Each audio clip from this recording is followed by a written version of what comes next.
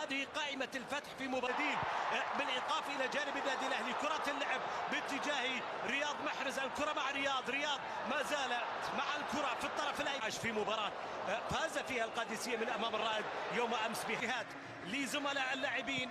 الكرة اللعب إلى منطقة الجزاء في صالح أعلنت، وبالتالي نحن جاهزين ومستعدين إن شاء الله في الجهة اليسار. ومحاولة مقطوعة رياض محرز من جديد. كيسيه يتقدم يلعب كرة ممتازة حلوة إلى رياض تعد الأول. الرجل الذي كان الأقرب من بين الجميع لرياض.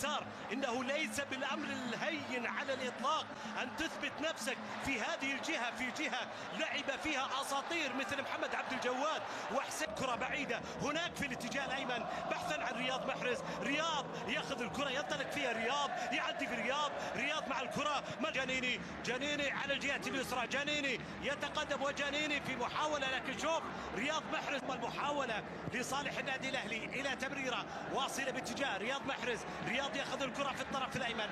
رياض مع الكرة رياض يحاول يعدي رياض وضغط على رياض، لكن رياض ما زال محافظا على كرته حتى الآن في شوط المباراة الأول.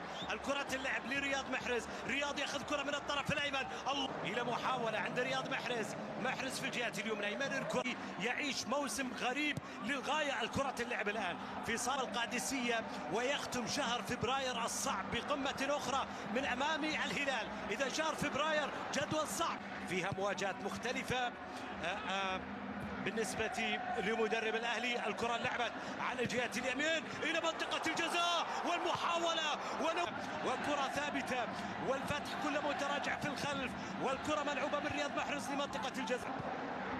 تمريرة مرت على الجهة اليمين، فيجعلها بحالة فنية وبحالة معنوية أفضل من خصمه في الأوقات المتبقية من زمن شوط المباراة. 65 دقيقة من عمر اللاعب، ورياض محرز عند الكرة الثابتة منفذة، حارس مرمى مندي. شوف الاستحواذ ارتفع بالنسبة للأهلي في شوط المباراة الثاني إلى 63%. وشوف الكرة عند رياض محرز. رياض ينطلق، رياض يلعب كرة، وقالينو عادت من جديد في صالح الأهلي، لكن الكرة فيها صرف إلى رياض يتقدم رياض مع الكرة. رياض محرز ما زالت الكرة معه، لكن يتراجع، يمرر الكرة رياض عنده مفتاح لكل الحلول بالمهارة الفردية، بالتمريرات، بالتسديدات. ورياض يلعب كرة في منتصف ملعب الفتح. الكرة لعبت إلى منطقة الجزاء إلى راسية من